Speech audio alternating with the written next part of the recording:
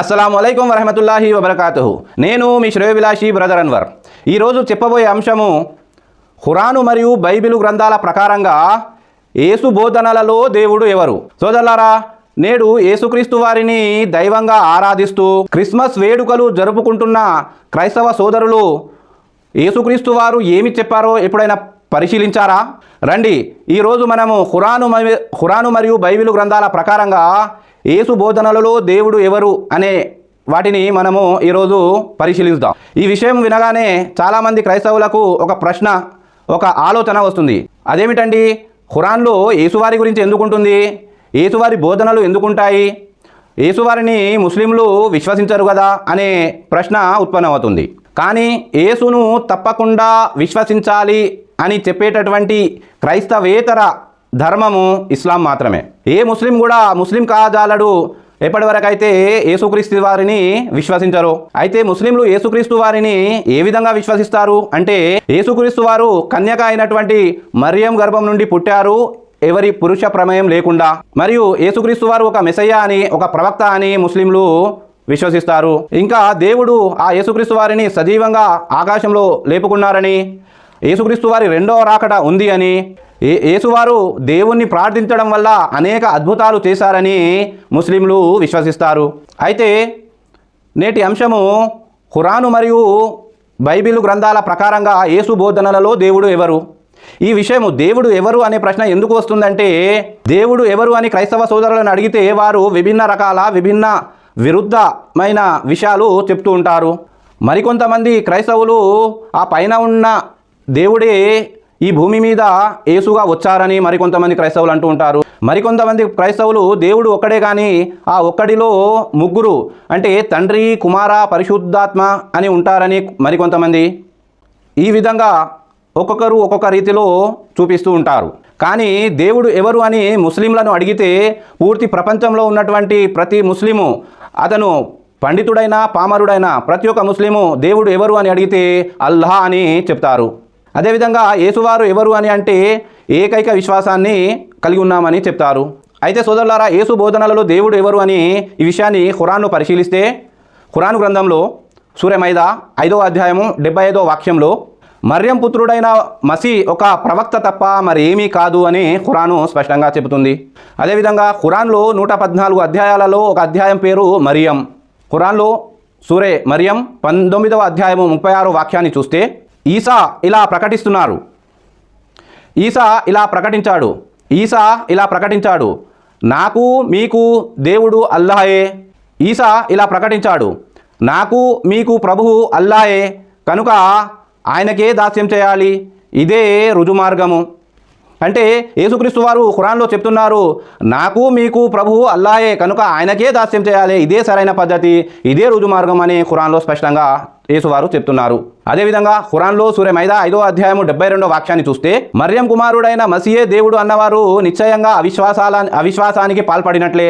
వాస్తవానికి మసీ ఇలా అన్నారు, ఓ ఇశ్రాయేలు వంశీయులారా, అల్లాహకు దాస్యం చేయండి, ఆయన నాకు ప్రభువే, మీకు ప్రభువే, ఇతరులను అల్లాహకు భాగస్వాములుగా కల్పించకండి అని మనకు స్పష్టంగా ఖురాన్లో కనబడతా ఉంది. అదేవిధంగా బైబిల్ ప్రకారంగా యేసుక్రీస్తు వారి బోధనలో దేవుడు ఎవరు అని మనం చూస్తే, మొదటిది పరలోకంలో ఉన్న ఆ దేవుడే ఈ భూమి మీద యేసుగా వచ్చారు అని అంటూ ఉంటారు.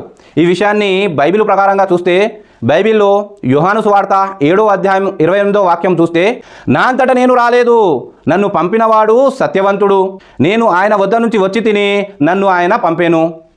అదేవిధంగా మరొక రిఫరెన్స్ చూస్తే యోహాను సువార్త 5వ అధ్యాయం 24వ వచనంలో, నా మాట విని నన్ను పంపినవాని యందు విశ్వాసముంచువాడు నిత్య జీవము గలవాడు. అదేవిధంగా రెండవ విషయం ఏమిటంటే, యేసువారు దేవుళ్ళు ఎంతమంది అని ఉన్నారని చెప్పారు. ఈ విషయం కనుక చూస్తే మార్కు సువార్త 12వ అధ్యాయము 29వ వాక్యంలో, ఓ ఇశ్రాయేలు వినుము, మన దేవుడైన ప్రభువు అద్వితీయ ప్రభువు. అదేవిధంగా లూకాసు వార్త 18వ అధ్యాయము 19వ వాక్యంలో చూసినట్లయితే, దేవుడు ఒక్కడే తప్ప మరెవడును సత్పురుషుడు కాలేడు. అదేవిధంగా మూడవ విషయం చూసినట్లయితే యేసుక్రీస్తు వారు ఆ దేవుడు ఎక్కడ ఉన్నారు అని చెప్పారు.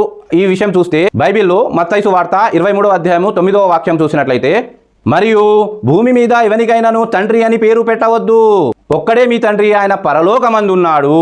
అంటే ఇక్కడ యేసుక్రీస్తు వారు స్పష్టంగా చెప్తున్నారు, ఈ భూమి మీద ఎవరికైనాను తండ్రి అని పేరు పెట్టవద్దు, మీ తండ్రి ఒక్కడే, ఆయన పరలోకమందు ఉన్నాడు అని స్పష్టంగా యేసుక్రీస్తు వారు బైబిల్లో చెప్తున్నారు. అదేవిధంగా 4వ విషయం మనం కనుక చూస్తే, యేసువారు తమ బోధనలో నేను దేవుడితో సమానమై ఉన్నాడు అని చెప్పారా? ఈ విషయం కాస్త బైబిల్లో చూస్తే, బైబిల్లో యోహాను సువార్త 14వ అధ్యాయం 28వ వాక్యం చూస్తే, నా తండ్రి నాకంటే గొప్పవాడు.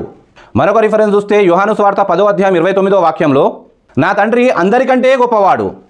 అంటే బైబిల్ ప్రకారంగా యేసువారు ఏమని చెప్తున్నారంటే, నాకంటే నా తండ్రి గొప్పవారు అంటున్నారు, అందరికంటే ఆ తండ్రి గొప్పవాడు అని చెప్తున్నారు. 5వ విషయం కనుక మనం చూసినట్లయితే, ఇది ముఖ్యంగా మనము పరిశీలించి ఈ విషయాన్ని మనమందరము జాగ్రత్తగా పరిశీలించాలి. యేసుక్రీస్తు వారు ఎవరిని ఆరాధించేవారు అని బైబిల్లో చూస్తే, బైబిల్లో మార్కు సువార్త 1వ అధ్యాయము 35వ వాక్యంలో, ఆయన పెందలకడనే లేచి ఇంకను చీకటి ఉండగానే బయలుదేరి అరణ్య ప్రదేశమునకు వెళ్ళి అక్కడ ప్రార్థన చేయుచుండెను. మరొక రిఫరెన్స్ చూస్తే లూకాసు వార్త 6వ అధ్యాయం 2వ వాక్యంలో, ఆ దినముల యందు ఆయన ప్రార్థన చేయుటకు కొండకు వెళ్ళి ప్రార్థన చేయుచూ రాత్రి గడిపెను. అంటే యేసుక్రీస్తు వారు తనకు అతీతంగా ఉన్న ప్రభువును ఆరాధించేవారు, ఆయన ప్రార్థనలు చేసేవారు అని మనకు స్పష్టంగా చెబుతుంది. అయితే నేటి క్రైస్తవ సమాజంలో ఉన్నటువంటి క్రైస్తవులు ఒక విషయం గమనించాలి, ప్రార్థించేవారు దేవుడు అవుతారా, ప్రార్థించబడేవారు దేవుడు అవుతారా అనేది ఈ విషయాన్ని పరిశీలించి చదవాలి. అదేవిధంగా 6వ అంశాన్ని కనుక మనము చూస్తే, యేసుక్రీస్తు వారు తమ శిష్యులకు ఎవరిని బోధించమని ఆదేశించారు, ఎవరిని బోధించమని చెప్పారో ఒకసారి చూస్తే, మత్తయి సువార్త 6వ అధ్యాయము 6వ వాక్యమును పరిశీలించి చూస్తే, నీవు ప్రార్థన చేయునప్పుడు గదిలోనికి వెళ్ళి తలుపు వేసి రహస్యమందుండు నీ ప్రభువుకు ప్రార్థన చేయవలెను, అప్పుడు రహస్యమందుండు చూచు నీ తండ్రి నీకు ప్రతిఫలం ఇచ్చును. అంటే ఇక్కడ యేసుక్రీస్తు వారు నన్నే ఆరాధించండి అని చెప్పలేదు. యేసుక్రీస్తు వారు స్పష్టంగా రహస్యమందుండు చూచు ఆ తండ్రికే ఆరాధన చేయాలి, ప్రార్థన చేయాలి అని స్పష్టంగా చెప్పారు. అయితే సోదరులారా, బైబిల్లో యేసువారు ఇంత స్పష్టంగా ఎవరిని ఆరాధించాలి అని చెప్తున్నా కూడా నేడు క్రిస్మస్ వేడుకలు జరుపుకుంటున్నటువంటి క్రైస్తవ సోదరులు మార్గం తప్పి దైవ ఆదేశాలకు వ్యతిరేకంగా వెళుతున్నారు. అయితే మనం ఖురాన్ని పరిశీలిస్తే, ఖురాన్లో సూర మైదా 5వ అధ్యాయం 77వ వాక్యంలో, గ్రంథ ప్రజలారా, మీ ధర్మం విషయంలో మీరు హద్దులు మీరి ప్రవర్తించకండి, మీకు పూర్వము స్వయంగా వారు మార్గభ్రష్టులై ఇంకా చాలామందిని మార్గభ్రష్టులుగా చేసి రుజుమార్గం తప్పి ఊహాపోహాలకు వెళ్ళకండి అని ఖురాను చెబుతుంది. అయితే సోదరులారా, ఇంత స్పష్టంగా మనకు దైవ సందేశం అందుతున్నా కూడా కావాలనే మార్గాన్ని తప్పి మార్గభ్రష్టత్వానికి గురి అయితే వారిని రక్షించేదెవరు? మనము ధర్మం ప్రకారం నడవాలి. మనకంటూ ధర్మ గ్రంథాలు ఉన్నాయి. వాటిని విడిచిపెట్టి మనం ఇష్టం వచ్చిన విధంగా నడిస్తే ఎలా? ధర్మ గ్రంథాలలో ఉన్న వాటి ప్రకారము జీవితం గడిపితేనే మనము నిత్య జీవానికి వెళ్ళగలుగుతాము. కాబట్టి సోదరులారా, ఈ సత్య సందేశాన్ని పరిశీలించండి, సత్యం వైపు మరలండి, దైవ అనుగ్రహం పొంది పరలోక రాజ్యంలో ప్రవేశించాలని నేను కోరుతున్నాను. ఆమీన్.